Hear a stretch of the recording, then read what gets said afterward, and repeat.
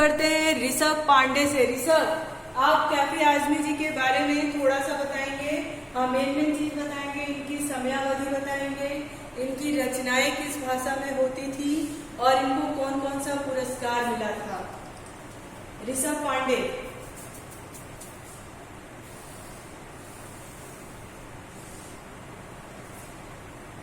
ऋषभ, आप सुन पा रहे हो?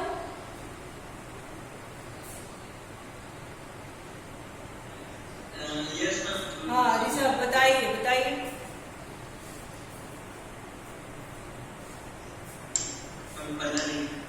वेरी गुड, बताइए। अंशिता श्रीवास्तव। अंशिता, यस आप बताइए।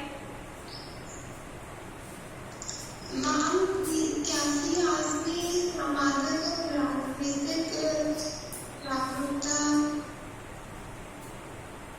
के बारे में मैं अपनी कविताओं में लिखती हूँ। अच्छा, इनका एक फिल्म था, एक फिल्म से इन्होंने रिलेट करके कुछ चीजें इस बताइए। उस फिल्म का नाम क्या था? मेरी आवाज सुनो। मेरी आवाज। और हकीकत क्या था?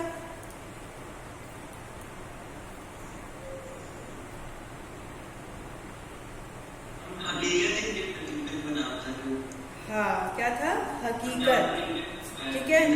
हाँ, और ये जो आपका कर चले हम फिदा गीत के रूप में भी फिल्माया गया था। और ये जो गीत इन्होंने लिखा था, ये उन जवानों के लिए लिखा था जो हमारे वीर सिपाही हैं, उनके लिए लिखा था। ठीक है। देखिए, जो हमको जीवन मिला है, मनुष्य का जो जीवन मिला है, जो हमारे अंदर ऊर्जा जो मिली है, ये भगवान से हमको उपहार स्वरूप मिला है। ठीक है। तो कोई भी व्यक्ति अपने इस जीवन को अन्यथा ही नहीं जाने देगा, है ना। अकारण ही इस शरीर को कहीं पे नहीं दे देगा कि ले जाओ, कोई ये शरीर मेरे लिए कुछ नहीं है, और इसको किसी खड्डे में कुएं में ढकेल देगा कि हमें कोई क्षति पहुंचे। यहाँ तक भी संभव होता है कि अगर हम मैराथन की तो बात नहीं करते कि मैराथन जैसा दौड़ लेंगे और मैराथन जैसा फर्स्ट ट्रॉफी लाएंगे, लेकिन अगर हम अपने शरीर से कितना भी कमजोर हैं, हम चल नहीं सकते, दौड़ने में हम सक्षम नहीं है, फिर भी अपनी जान के मोह के कारण, अपनी जान को बचाने के लिए अगर हमारे पीछे कोई शेर दौड़ा दे, तो हम उतनी ही तेजी से दौड़ेंगे जितनी तेजी से हम मैराथन में दौड़ सकते हैं, और अपना पूरा जान लगा देंगे अपने आप को बचाने के लिए। ये सही है कि नहीं? बताइए, ये सही है कि नहीं? ये सही है। लेकिन कैफे आजमी ने उन जवानों को, उन सिपाहियों को विपरीत कहा हमसे वो विपरीत है, उनको भी अपने जान प्यारी है, लेकिन देश की सुरक्षा के लिए, देशवासियों की सुरक्षा के लिए वो अपने जान की कीमत नहीं करते। वो अपनी जान को जोखिम में डाल देते हैं। जब सीमा पे, जब युद्ध शुरू होता है और सीमा पे उन्हें जाना पड़ता है, तो एक क्षण के लिए भी वो विचार नहीं करते कि मैं जाऊं या नहीं जाऊं। वो तुरंत तैयार होते हैं, और कहीं ना कहीं उन्हें पता होता है कि इस युद्ध में मेरे साथ कुछ भी हो सकता है, मेरी मृत्यु भी संभव है। भाई, युद्ध में क्या होता है? या तो हम मारते हैं या तो हम मर जाते हैं, या फिर हम मारते मारते मर जाते हैं। तो और लोगों से इन सिपाहियों की जो स्थिति है वो थोड़ी क्या है? विपरीत है। इसी को दर्शाया है कैफे आजमी ने अपनी रचना के माध्यम से। यही चीज बताया कि कैसे फर्क है एक आम जनता में और एक उस वीर सिपाही में, और उस वीर सिपाहियों का संदेश इस रचना के माध्यम से, इस गीत के माध्यम से हम तक उन्होंने पहुंचाया।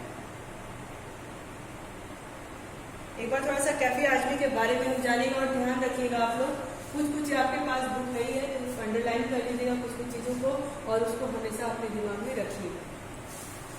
देखिए, अतहर हुसैन रिजवी, कैफे आजमी का पहले नाम क्या था? अतहर हुसैन रिजवी। इनका जन्म 1919 के उत्तर प्रदेश के आजमगढ़ के जिले में मजवा गांव में हुआ। ठीक है। कैफे की जो रचनाएं होती, जो इनकी कविताएं होती है, एक सामाजिक और राजनीतिक जागरूकता का समावेश होता है। सामाजिक तौर पे, राजनीतिक तौर पे लोगों को जागरूक करने का समावेश होता था इनकी रचनाओं में। रचना के माध्यम से लोगों को जागरूक करते थे, उनके अंदर एक नई उत्साह, नई चेतना भरने का काम करते थे। उसके बाद क्या है इसमें कि वे दूसरी ओर हृदय की कोमलताएं भी थी। अपनी युवावस्था में मुशायरा में वाहवाही पाने वाले कैफी आजमी ने फिल्मों के लिए सैकड़ों बेहतरीन गीत गाए।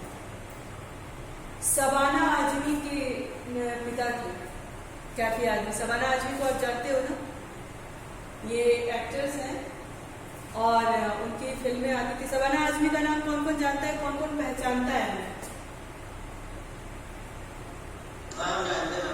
हाँ, मक्खी एक पिक्चर आई थी, उसमें शबाना आजमी का रोल बड़ा ही अटपटा सा था, अच्छा था।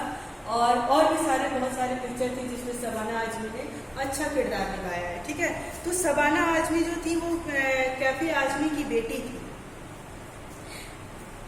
देखिए 10 मई 2002 को इस दुनिया से रुखसत हुए। कैफी आजमी जो है वो 2002 में 10 मई को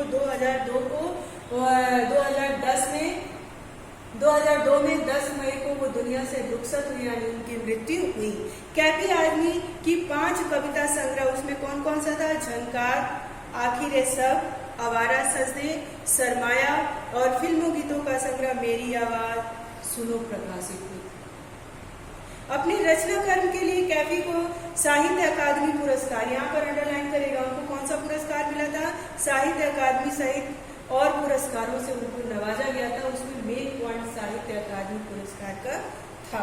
कैफी कलाकारों के परिवार से थे। इनके 3 बड़े भाई और शायर भी थे। पत्नी शौकत आजमी, बेटी शबाना आजमी एक मशहूर अभिनेत्री भी। ठीक है, ये तो हमारा कैफी आजमी के बारे में हो गई।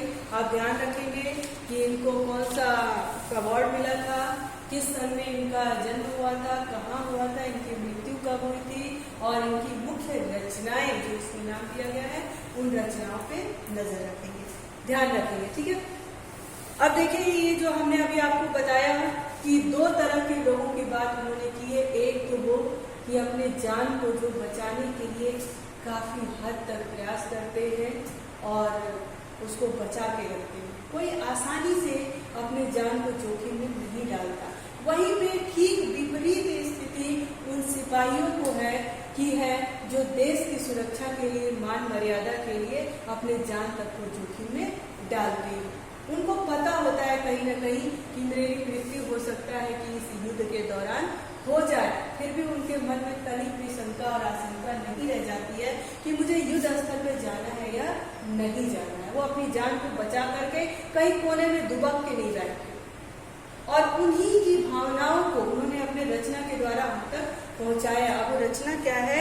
कर चले हम फिदा जानो तन साथियों, अब तुम्हारे हवाले वतन साथियों, सांस थमती गई, नब्ज जमती गई, फिर भी बढ़ते कदम को न रुकने दिया, कट गए सर हमारे तो कुछ गम नहीं, सर हिमालय का हमने न छुआ।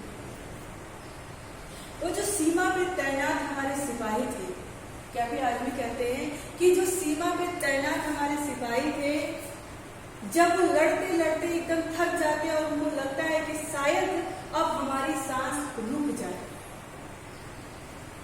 अब शायद मैं अपने देश की सुरक्षा न कर पाऊं और मेरी मृत्यु हो जाए, तब वो देश के नाम एक संदेश देते हैं और कहते हैं कि कर चले हम फिदा। हे देशवासियों, मैंने तो अपने जो है अपना तन, अपनी सांस इस देश के हवाले को न्यौछावर कर दिया।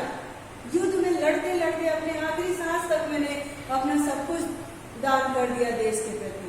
अब तुम्हारी बारी, अब मैं ये देश आपको सौंपता हूँ, आपके हवाले करता हूँ। इसका मान सम्मान और इसकी सुरक्षा अब आपके हाथ में। देश के उन और वीर सिपाहियों को यह संदेश देते, देश के युवाओं को यह संदेश देते और कहते हैं अब इस देश की सुरक्षा, इस देशवासियों की सुरक्षा अब आपके हाथों में। सांस थमती गई, नब्ज जमती गई, युद्ध में लड़ते के दौरान अब धीरे धीरे मेरी मृत्यु का समय निकट आ रहा है। सांसें थमने लगी है, ऐसा लग रहा है कि सांस अब रुक जाएगी, नब्ज जमने लगी है। अब ऐसा लग रहा है कि किस पल मृत्यु हमको अपने आगोश में ले लेगी। और ये भी डर है कि हमारे बाद इस देश का क्या होगा। तो ये जिम्मेदारी मैं अब आप लोगों को देता हूँ। अब ये देश जो है, ये वतन जो हमारा है, वो आपके हवाले है। अब इसकी सुरक्षा आपको करना है, आपकी जिम्मेदारी। कट गए सर हमारे तो कुछ गम नहीं, सर हिमालय को हमने न झुकने दिया। वो वीर सिपाही कहते हैं कि युद्ध करते करते अपनी देश की सुरक्षा के लिए भले हमारे सर कट गए, हमें कोई गम नहीं, इस बात का हमें कोई दुख नहीं, बल्कि खुशी है कि हम अपने देश के काम तो आए, अपने वतन के काम तो आए। सर हिमालय का हमने न झुकने दिया, यानी मरते दम तक हमने इस देश की सुरक्षा के लिए लड़ाई लड़ी। मेरा सर, हमारा सर, वो सिपाही कहते हैं हमारा सर इस युद्ध में लड़ते लड़ते कट जाए, हमें कोई गम नहीं, लेकिन अपने जीते जी अपने वतन का, अपने देश का, अपने इस वतन रूपी हिमालय रूपी देश का सर नहीं झुकने चाहिए। इसके मान सम्मान में कोई दाग नहीं होने। आई बात समझ में यहाँ तक? क्लास आपको यहां तक समझ में आया? क्लास? ओके, चलिए अब आगे बढ़ते हैं। कह रहे हैं कि मरते मरते रहा बाकपन साथियों, अब तुम्हारे हवाले वतन साथियों। कह रहा है कि मैं मरते मरते, यानी अब अपने जीवन के अंतिम क्षण में चल रहा हूँ और आपसे ये गुजारिश कर रहा हूँ, आपके नाम एक संदेश दे रहा हूँ कि अब आपके हवाले ये वतन है। अब आपको ये देश में सौंप के जा रहा हूँ, इसकी सुरक्षा की जिम्मेदारी अब आपकी होती है। हाँ, बागपन, मुझे कल किसी बच्चे ने पूछा था, शायद रेशम ने पूछा था। देखो, बागपन का अर्थ तो टेढ़ापन होता है, ठीक है, लेकिन यहाँ पे बाग जो है वो सिपाहियों की आवाज की बात कही गई है, ठीक है, तो उससे रिलेट करके इसको यहाँ पे कहा। और शाब्दिक अर्थ पूछे अगर इस कविता से अलग से पूछे तो बागपन का अर्थ होता है टेढ़ा, टेढ़ा व्यक्तित्व के व्यक्तियों की बात होती है। ठीक है, चलिए अब देखिए, जिंदा रहने के मौसम बहुत है मगर जान देने की रुत रोज आती नहीं। क्या भी आदमी जी उन सिपाहियों की भावनाओं को जोड़ते हुए कहते हैं कि जान देने की रुत बार बार नहीं आती है। बार बार का मतलब है कि इस देश के लिए हम बार बार समर्पित होने का, बार बार कुछ करने का समय बार बार नहीं आता है। और अपने आप को बचाने के लिए, अपने आप को सुरक्षित रखने के लिए तो बहुत सारे ऐसे मौके मिलते हैं, बहुत सारे ऐसे सिचुएशन होती है, मौके आते हैं कि हम अपने आप को सुरक्षित रखते हैं, लेकिन देश के लिए हमें कुछ करने का मौका बार बार नहीं मिलता। जिंदा रहने के मौसम बहुत है मगर, कहते हैं जिंदा रहने के लिए तो आपके पास बहुत सारे समय, लेकिन देश के लिए कुछ करने का रुत यानी समय बार बार वो मौका हमें नहीं मिलता है कि हम अपने देश के लिए, देशवासियों के लिए कुछ करें। फिर क्या कहते हैं, हुस्न और इश्क दोनों रुस्वा करे वो जवानी जो खूह में नहाती नहीं। अच्छा, इस दो लाइन का अर्थ बताइए। मैंने कल बताया था और आज आप लोग बताएंगे, कौन बताएगा? हुस्न और इश्क दोनों रुस्वा करे वो जवानी जो खूह में नहाती नहीं। कौन बताएगा इसका अर्थ? राज्यवर्धन, राज्यवर्धन, राज्यवर्धन, सौम्या भदौरिया, सौम्या,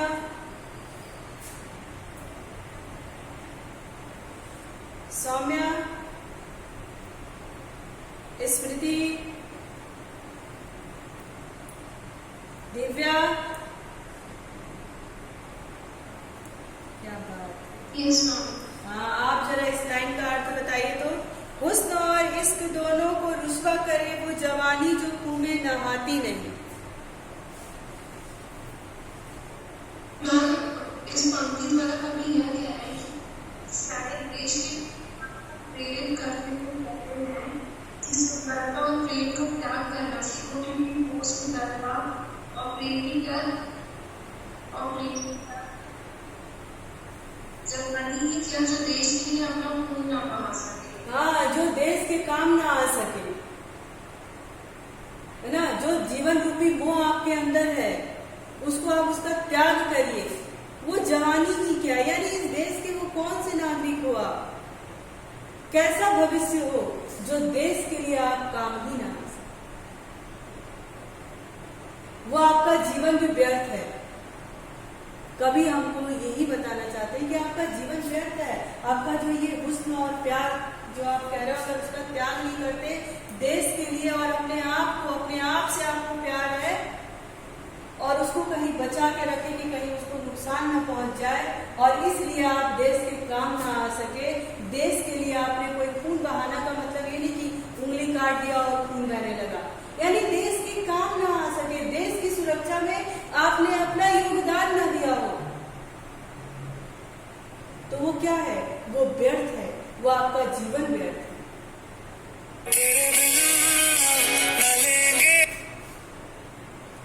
वो आपका जीवन क्या है, व्यर्थ है।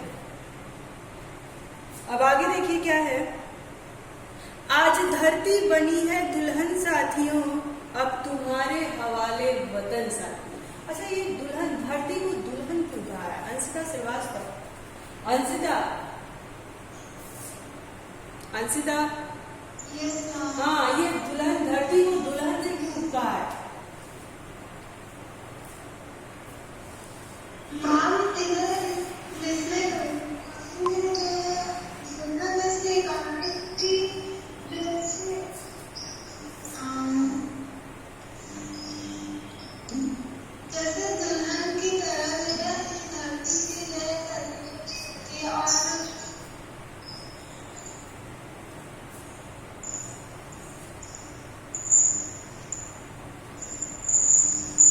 पिछली बार हमने इसको बहुत अच्छे ढंग से बताया था कि क्यों दुल्हन कहा है, किस लिए, किस तरह से इस धरती को कवि ने